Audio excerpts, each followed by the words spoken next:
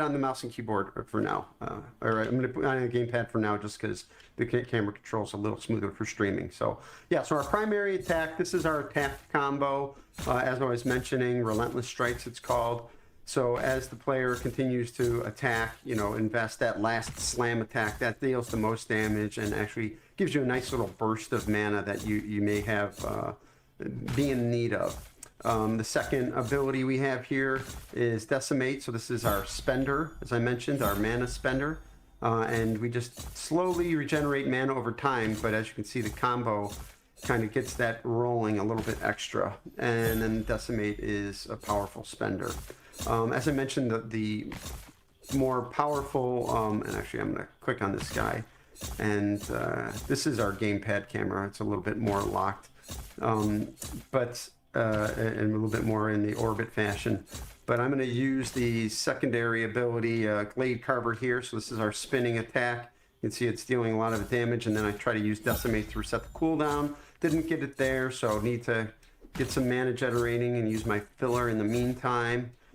You can use Intimidate to kind of, like I said, hypercharge my mana generation speed. It's about doubled now, so I can get more Decimates. And there's a reset for my Glade Carver, so I'm going to use Glade Carver again. And then I can always, this is Reverie, which is our stun ability. That was Rude Awakening. I'm sorry, pressed the wrong button, but that was Rude Awakening. Here is Reverie, that's our stun, putting the boss to sleep and hitting them with a big Rude Awakening when I need to. So here's our ultimate ability, Oath Keeper, excuse me. So we're going to get a kind of talk to the queen, get a nice stab of damage, and now I'm proccing Glade Carver resets every single time. And like I mentioned, there's this little visual effect that we have there every time your Glade Carver resets. So one of the things we wanted to do was, as much as possible, try to get you not staring at the action bar as much as we can. And part of that is by using our visual effects to do that. So when you're playing the game, you sort of get into this flow of, you know, if I know that visual hook and I know there's an audio hook, I don't necessarily have to be staring at my action bar to determine, oh, am I, you know, do I have Decimate? Do I have Glade Carver? Can I, you know, do my rotation without necessarily having to stare at the action bar the whole time? So yeah, that's sort of a run through visually of the abilities and the very base rotation. Again, it's a base rotation. One of the other things we're sort of doing different is we do have jump attacks, and the jump attack and sprint attack. This gives us sort of another avenue. Sprint attack is generally used as like, oh, somebody is is already attacking someone. I'm running towards them as I'm sprinting, and I want to close the gap real quick, and the sprint attack will jump you forward. Jump attack is more of a bit of an AoE, but this is also something that we can hook off of. So maybe we have a piece of gear that says, oh, after you perform a Glade Carver, your jump attack deals an additional 100% damage. And so we don't necessarily want to make a game where somebody's doing this, jump attacking all the time. That's not really how we think the game would look great. Maybe some class that might be a lot of fun, but I think providing opportunities where players can say, hey, I'm going to, you know, integrate a jump attack in, that could be a lot of fun. Same thing for right now for our jump Decimate. It's actually got a knockback, and I just got to be careful about knocking Punch Pail into the gorge here. But so there's sort of a sprinting jump attack or a downward swipe, and that has a little knockback to it. It's and there are times during the game where you want to reposition an enemy. Maybe they're standing in a healing zone or a damage zone, and you need to move them to go somewhere else, and the jump attack sort of will allow you to do that. And I'm trying to think if there's other things. There are other things we'll sort of see in the game. Obviously, just to talk, somebody did mention mobility. Our characters do have a dash. It has 2 charges with a relatively short cooldown. Moving out of damage is a big part of our game, and we're still kind of iterating on how frequently you're doing that, how often you're dashing, how common it is, how far we move you in the dash, and how quickly. And also, I don't know, we'll probably see during combat something called counter, which is, we have this idea in our game called the monster is the proc. If you're not familiar with the term proc, that means kind of a random generated thing that you respond to in combat that alters your gameplay. And monsters will either do counterable attacks or dodgeable attacks that you have to interact with and can provide bonuses and changes to your rotation. So looks like the mannequins are getting restless. We got our tank mannequin over here, our healer mannequin, our range DPS, and you know, it's exciting right now. These are all temp classes that we just build to be able to play the game with different roles, but very soon we're going to have actual classes for each one of those roles. Yeah, we even have that art in our current build right now, but we're just not going to show it to you. So. That's right. Spoilers. Spoilers. They're going to have to wait for the next dev stream for that. Okay, so why don't we actually head over and explore a little bit, see if we can find something to punch so we can see the Dreamblade in action with an actual party.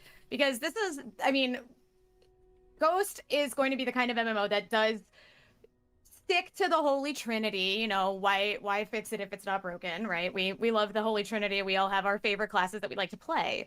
So that being said, though, the Dreamblade's not supposed to sort of function in isolation. Let's see how it works in a class or in a party. Why don't we run over here? There's a big tower over this away. We can go check out. All right, Yeah, we're gonna go to the village. I did see in chat there was a question about our targeting. So is this a tab targeting or not kind of game? And the answer is it's a little bit of both. And why don't we fight this Cratch Fist here? We talked about the Cratch a little bit last time, and they are more in the build now, which is very exciting.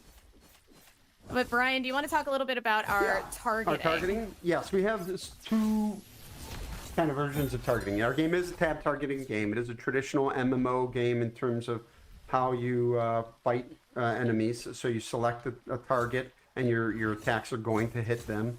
But we have two. We have what we call hard targeting. So I clicked this guy, I selected him, and now he is my target, and everything I do is going to be hitting him in that sense. Then we also have what we call soft targeting. So you might see that some of these enemies that I'll go find a couple of them up here. Yeah.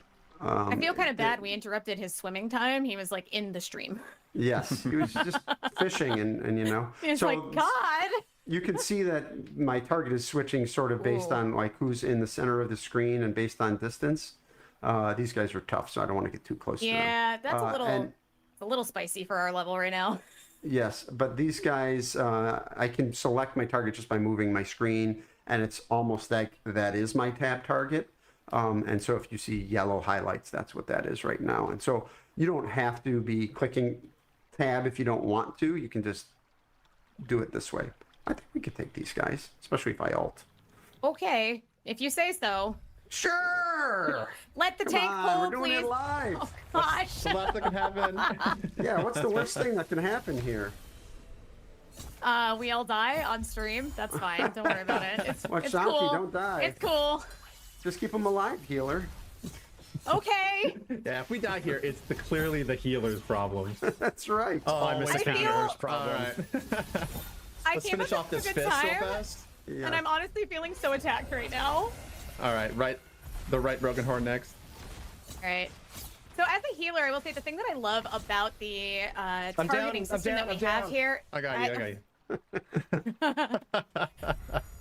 The thing that I love about the targeting system that we have is that the party UI is currently separate from the actual tab targeting UI, so I don't need to worry so much about accidentally trying to heal an enemy as I have in other games. Greg, I'm coming to you. Crawler. Oh, you got him up. Thank you. All right, I'm gonna ult. On this guy. Ooh. I love that prototype ult art. The giant laser beam. So I warned you. There we go. Yeah. No problem. Only 2 deaths. Both mine. I'm taking the loot. That's mine. Don't let your studio head die, everybody. Yeah. So, we have a question in the chat. Is the revive mechanic just for prototyping? It's kind of an interesting one. Yeah, it's something we're experimenting with for sure right now. We think there's some potential and coolness there, but there's also some exploitability. So we're playing with it. We think it's another fun verb that can happen during combat. It creates sort of this dynamic situation that you have to deal with. It's certainly helpful in more casual scenarios, right? Where you're just, I'm sorry, we're going up here, right, Faye? Yep, we are. Okay. We're gonna come look at the town.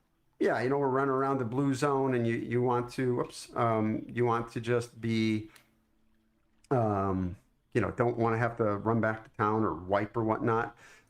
So right now, yeah, we're experimenting with it. It is fun, but you have to do some types of mechanics around it in terms of, maybe every time you die, your res timer gets shorter or things like that. So a lot of experimentation on that. Still to go. One thing that just popped up on the UI over here is this optional objective if you walk up close enough to the Haven Forerunner. And something that I've been really enjoying, at least as I play and playtest, is wandering around and trying to find interesting objectives in blue zones. And it's not just sort of go in, kick indoor, murder hobo your way through blue zone, right? There's going to be a lot of other stuff to do. And that's always been the dream of the blue zone, right, Greg? We really want the blue zone to be about exploration rather than kind of you memorize where everything is or you go to a wiki and it just tells you where to go. We like the idea that you poke around, you're not sure what you're going to get. There may be objectives, there may be enemy camps and things like that. Yeah, that sense of discovery, of being able to find something new with your friends every time you go into a new blue zone, like that's so powerful. That's so powerful. And a lot of times if you're doing the 10th run of the same zone, you don't have that anymore, but I think we found a solve for that. Just wanted, if I could address one thing in the chat. Absolutely. This build does have collision with your teammates and with enemies, but we removed it in our latest build. I think kind of during prototype, we needed it for like enemy line enemy pathing. Oh, we pulled these guys, Shanti. Alrighty. No worries. And so, we decided it's better for a smoother movement experience to just not have the collision. And there are other ways to cause enemies and players to spread out. So we won't be having enemy collision or player collision. Someone is asking about animation canceling as well, or. So, fierce debate. They're currently. Hey guys, that chest might be a mimic. I'm not sure. No, that's a treasure chest. That's a treasure chest. Let's go get the treasure chest. See, it's just a treasure chest. Where did you all go? How do we know? How could we have known? Sorry, Brian. Sorry. Oh, no problem. Just to address the animation canceling. That is, I think, something maybe one of our classes could have. I don't know that we want to make it a requisite for playing the class optimally. I think one of the goals of our game is to have this combat be approachable, because we want it to be about going on an adventure with your friends, and as many of your friends as possible. That's good for us. It's good for you. For the game to be accessible and be about going on these, exploring and going through a world and going on adventures and quests. And so we want a lot of people to be able to play. And, there's some concern that things like animation canceling being necessary to play the game in an optimal manner puts a lot of sort of strain on a lot of players' ability to play the game. But you make a good point with the number of classes we want to have is that kind of allows someone who wants like a more complex or high actions per minute class can pick one of those. Yes, exactly. So still, I wouldn't expect that to happen for this class, but certainly one of our designers has told me a lot that the optimal way to play the class is really to insert one combo every time you weave it in between an ability. So, and I don't know that I think that's the best thing for this class. What you might have noticed is there's some sliding. I'll just showcase sliding real quick, but we do want traversal to be fun in the game. So everybody has a slide, and you can just kind of surf down hills. That creates a fun way to move around the world, and we have gliding as well. So there's a lot of fun ways for people to kind of move about the world and get to exciting places. We want the feeling of running across the world to be a lot of fun. So there's still more work to be done there, but to make that kind of seamless, it's something we've been talking about currently. Sometimes, I mean, a lot of times in MMOs, you're just like, let me get to the next fight. Okay, let me get the next fight. And you're not really engaged with the travel between. So we're trying to make the travel relevant as well. We got to kill this elemental. So this elemental, okay. yeah. This elemental has got a shield on him. You might see this little white bar.